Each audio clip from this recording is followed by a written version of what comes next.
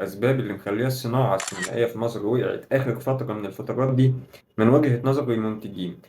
شُفت كذا بودكاست لإبراهيم فايق، فايق ورايق اللي بيعمله بيجيب كذا ممثل، معظمهم تقريبًا كوميديانات، يعني كان جايب معتز التوني، كان جايب أوسوس، كان جايب أحمد فهمي، كلّهم كوميديانات. الكوميديانات كلّهم اتكلموا في حتّة واحدة، قال لك المنتجين بتخاف تنقل الممثل الكوميدي لممثل دراما. الوحيد اللي عملها كان احمد فهمي، ان هو اصلا كان ممثل كوميدي واتنقل راح للسفاح، عمل السفاح بطريقه ممتازه وكسر الدنيا. ليه المنتجين بيخافوا يغامروا في الحته دي؟ ليه انا لازم اصرف بس على مسلسلات كتير قوي في رمضان كلها حرق على الفاضي؟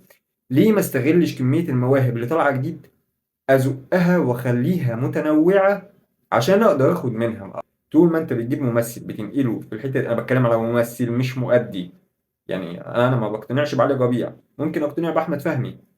دي ناس موهوبه فعلا، عندها موهبه تقدر تديها لك او تديك فيديو تتفرج عليه. ليه ما اعرفش؟ وده سبب من الاسباب الجامده جدا اللي مخليه السينما في مصر هابطه بطريقه عجيبه. قول لي رايك في الكومنتات لو انت تتفق معايا، ولو تختلف قول لي ايه السبب من وجهه نظرك. سلام عليكم.